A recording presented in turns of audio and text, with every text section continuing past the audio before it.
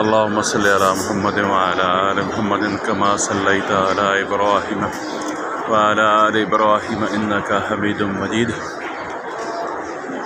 یہ خانہ کعبہ کے سامنے کھڑے ہیں جی۔ تو جب بندہ عمرہ کرنے کے لیے آتا ہے تو خانہ کعبہ کا طواف کرتا ہے، اور ایک طواف کے 7 چکر ہوتے ہیں اور 8 استلام ہوتے ہیں، اور اس کے بعد 2 رکعت بندہ واجب الطواف پڑھتا ہے، اور پھر سعی کے لیے صفا اور مروہ کے درمیان میں آتا ہے۔ تو یہاں سے عمرے کے لیے 9واں استلام کر کے پھر بندہ صفا اور مروہ کے لیے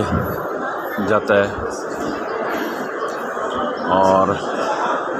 یہ نیچے سے راستہ آ رہا ہے، اور یہ صفا اور مروہ سعی کے لیے۔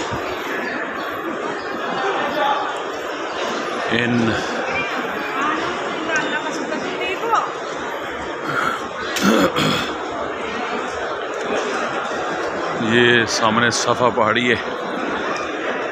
جس کے متعلق قرآن پاک میں اللہ جل شانہ کے ارشاد ہے، ان صفا والمروہ من شعائر اللہ، کہ صفا اور مروہ اللہ جل شانہ کے شعائر میں سے ہیں۔ اور یہ صفا پہاڑی وہی ہے جس کے اوپر کھڑے ہو کے سب سے پہلے رسول پاک صلی اللہ علیہ وسلم نے اللہ جل شانہ کے حکم پر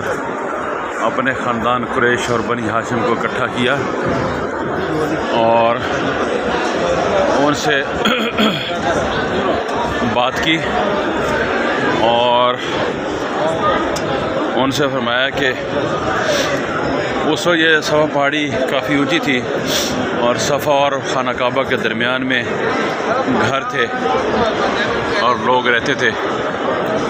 تو صفا پہاڑی کافی پیچھے کر کے تھی، اب تو حرم کے اندر آ گئی ہے،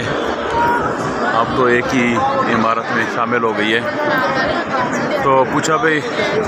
اس پہاڑی کے پیچھے سے اگر میں کہوں کوئی دشمن آ رہے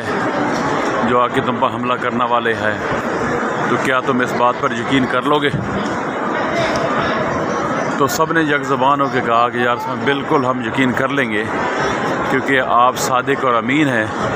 اور آپ کبھی جھوٹ نہیں بولتے۔ تو اس پر رسول پاک صلی اللہ علیہ وسلم نے ان کو دعوت دی اور فرمایا کہ لا الہ الا اللہ محمد رسول اللہ پڑھ لو، کامیاب ہو جاؤ گے،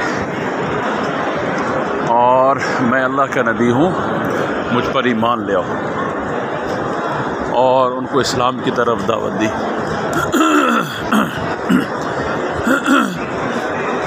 جس پر وہ سارے آپ صلی اللہ علیہ وسلم کے مخالف ہو گئے، اور رسول پاک صلی اللہ علیہ وسلم کے خلاف اللہ معاف کرے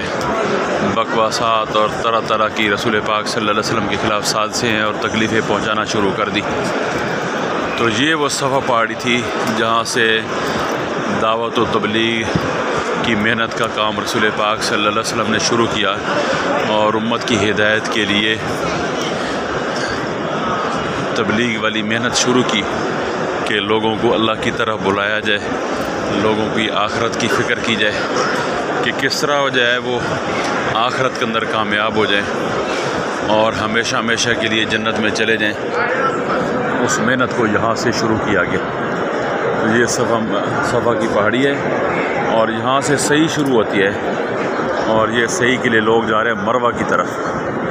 تو مروہ دوسری پہاڑی ہے، تو صفا سے مروہ تک 1 چکر، مروہ سے صفا تک دوسرا چکر۔ تو 7 چکر یہاں عمرے کے لیے طواف کے بعد لگائے جاتے ہیں،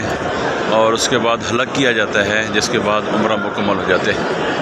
تو اللہ پاک ہر مسلمان کو بار بار یہاں آنے کی توفیق عطا فرمائے، اور رسول پاک صلی اللہ علیہ وسلم نے دعوت والی جو محنت شروع فرمائی،